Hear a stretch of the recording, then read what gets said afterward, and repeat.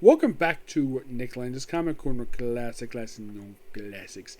This is episode number 2147, double number 2041. Yep. Now I got Marvel trade and a trade from Image. I say this one first because this is more familiar character. The other one basically is a series that never really talked about before, but here we go. First up we have is The Amazing Spider-Man Epic Collection Volume. This is volume number 24, called Invasion of the Spider Slayers. And if you're curious, what's next storyline comes out this one? Maximum Carnage. Yep.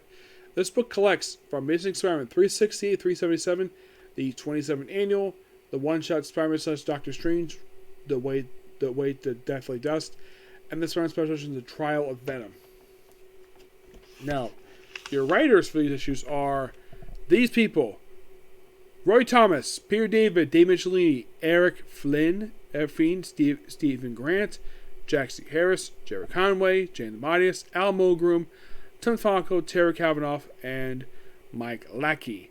Artwork by Michael Barr, Jim Craig, Mark Bagley, Aaron Lipsy, met a very nice person. I've also met Peter David. Jeff Johnson, Tom Lyle, Todd Smith, Pat Opie, Don Pushin, Scott Knowles, and Larry Alexander. And wow. Oh, by the way, Mark Textra, basically, who I've met in person. He's one of the anchors of this book. The way this book starts is quite interesting, though. They start out with, get this, they start out with the Doorway Dust. Yeah, this is what we started with, this very one-shot. Yeah, it's a team of one-shot where you have Spider-Man, Marco, Doctor Strange take on Xanadu. Well, a character who appeared back in Amazing Spider-Man number 2. Yep. And I kind of discussed it before in the Spider-Man Doctor Strange trade. But it's a really good one-shot. The Trial of Venom is basically another Trial of Venom. That's simply what it is. Yep. And then we have the Invasion of the Spider Slayer story arc. Which starts with 368 and wraps up with 373.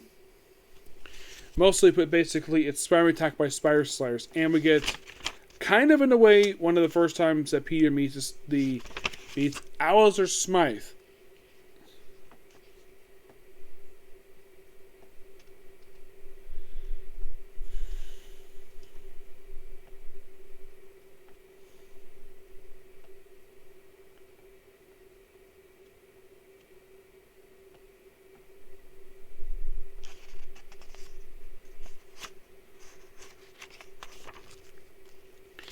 Yeah, I think this story is actually really good. Of course, they also try to investigate.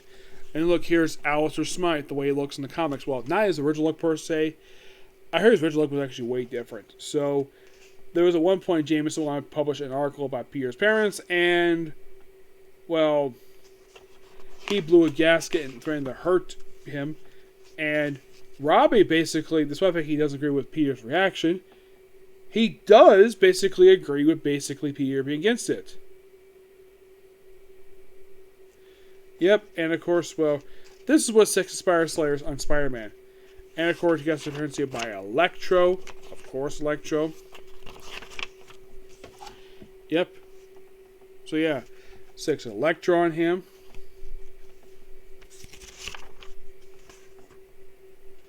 And then we have appearance by Harry Osborn. Despite what he does, basically, he still loves his wife.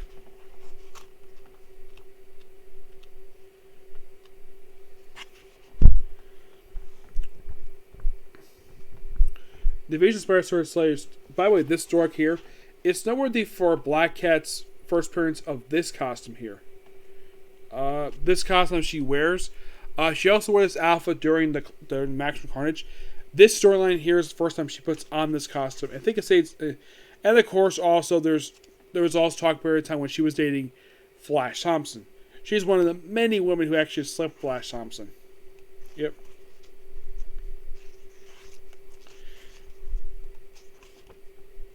And by the way, 373 is included in the story.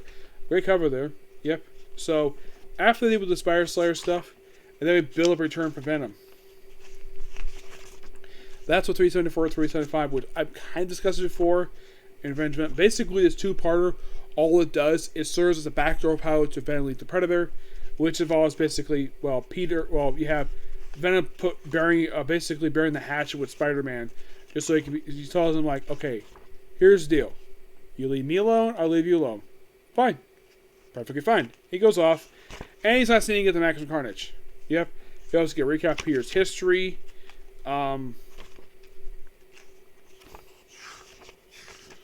also in here with a version of Kraven the Hunter, who's actually the chameleon in disguise.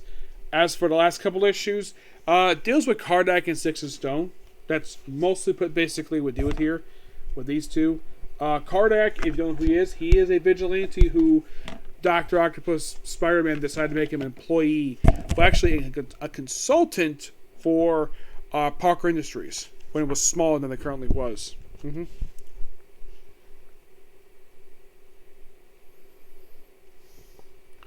Yeah, they're not very known villains. And then as for the case of the annual, it just basically, we have this guy called Ajax. I think this was the only time he appeared, because I remember him appearing after this one. Yep. But the stuff in here is really good. I do recommend it to people who are fans of Spider-Man. I give this book roughly a 9.5 out of 10. And yes, I have reviewed Maximum Carnage, so I reviewed stuff like him afterwards. So next up is, like I mentioned, a book I've never discussed before in this channel. We have Manifest Destiny, Volume 4, Sasquatch. This contains issues 1924 Manifest Destiny. Now, you're probably curious, though. What the heck is this series, Manifest Destiny? It's still ongoing, in case you're curious, though. The whole thing with this series, it's a fictionalized retelling of the adventures of Lewis and Clark, for when they explored the recently purchased territory that Thomas Jefferson had to pay. I think it was like a penny per acre, I think it was. He paid like a lot of money for it. He also had to basically make sure it was perfectly legal in order to basically get his hands on this stuff. It's basically them exploring the Louisiana Purchase, which basically starts from Louisiana itself and basically goes up what we now think of basically as like all the western states, with the exception of like Texas, New Mexico, Arizona, California, with the exception of that area. All that rest of the area, include like a little tip that goes into Canada, which of course basically that James Polk, about 30 years after this one, actually about 50 years after this one, he did negotiate where we have that border, the border we have now. So this is basically them taking on Sasquatch, and also we have this weird scene of like, oh, this person community, kill him and then strip him of his clothing and basically strip him like of his skin too. Yeah. It's kind of an odd series per se, but it's basically a series that if you're a history nut, you might like this because it's a fictional retelling of the adventures of Lois and Clark. It's published by the same studio published Walking Dead, Skybound Studios. And yes, it is Image comic book, but in case you're curious though, who writes this comic book, you might ask? Well, it's a guy by the name of Chris Dingus, and artwork is by Matthew Roberts. Yep. Matthew Roberts also has the cover art with Owen Giese, who's the colorist in this book. Yeah, I do recommend checking it out. But that's most of what the series is. Just a brief explanation of the series and this trade here. Yep. So yeah, that's the particular review. Next up is going to be a review of the final episode of Season 2 of Don't Tell Me Miss Nagro. Okay, next video. Bye.